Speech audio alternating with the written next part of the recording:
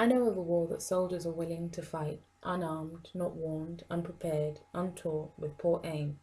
They kill and maim those who should be the opposition, in a position to effect all change, the small change you make, small relative to what you sold, your soul, so you could sit at master's table, at the feast, to eat, but you really sit at the master's feet, in defeat, besides dogs, you reap the crumbs, then retreat, as though you were full, but really your belly is still empty, and hunger is all you know. And for your soldier status, you've really got nothing to show. Your belly is lined with signs and borders for territory, and they decide before your eyes what good you are to them before your last trip to a cemetery. But before then, before either heaven or hell awaits, in place is the fight you walked into for which your parents said you should be grateful, and handed you down blood-stained bullet-holed scrubs to perform a surgery on yourself that was to bear witness to the end of your service on this earth's surface, and that includes your progeny too. So for that I could never marry a soldier like you, owed to war. I love and respect you. Your future is bright, so you can lay there uncontrite. Silent, your war is neither bloody nor violent. You send my regiment to kill themselves and imprison them in their prison cells. They dance, unburdened by their fellow troop friends' bloody wells, drowning them in their own existence. Blood up to their ankles and climbing, it's getting uncomfortable in this climate, and war regulates the numbers so readily it's almost prophetic.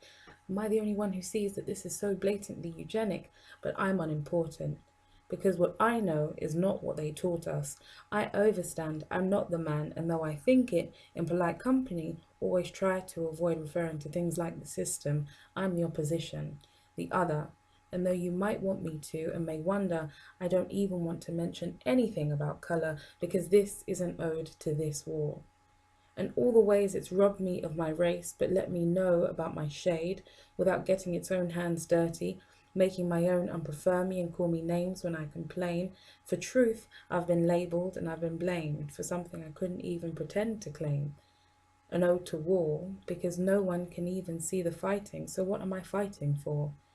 Mingling in certain circles means jumping over 10-foot societal hurdles, and when it's done, I hurtle out of the door, breathing the deepest sigh of relief than the realization that I almost left behind my sheath, lest I injure you with the truth and infect my own with the disease and cause my parents to feel displeased.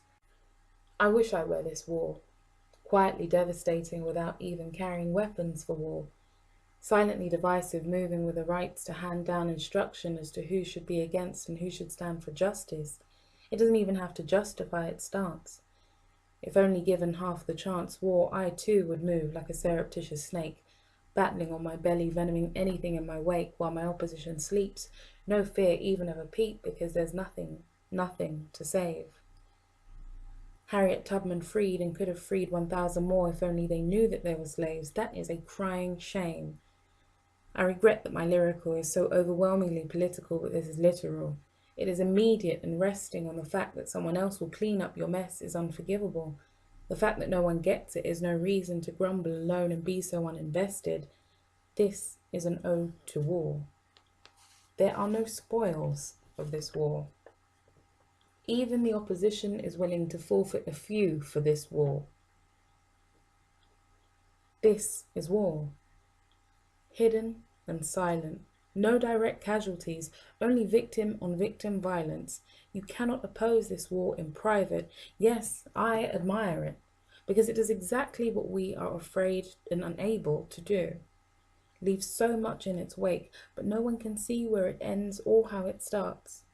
It is, however, the sum of all its seemingly broken and scattered parts, and therefore greater, much greater than me and far greater than you, woven into every dark, ugly, rotten orifice of society's highest offices, as sure of our destruction as the certainty of our ending being in a coffin is. Voluntary conscription should not be the prescription. How can the war be so much more terrifying than the opposing side? I'm only just addressing the opposition, and this is after how many lines? If the war were between me and you, this would have been your ode. but I'm confined to find the very thing I've been taught to hide behind as repetitiously as writing rhymes, so it can bury itself inside our minds to remind our kind the romanticized diasporic experience is but a state of mind, the state is unkind. I would have that last stanza underlined to avoid confusion about the mission. It's not necessarily all about or directly concerning the opposition, and it is that default position versus the torn and bleeding anus of submission that cannot be forgiven and that I deplore. It was, however, the overarching tormenting reason behind this ode to war.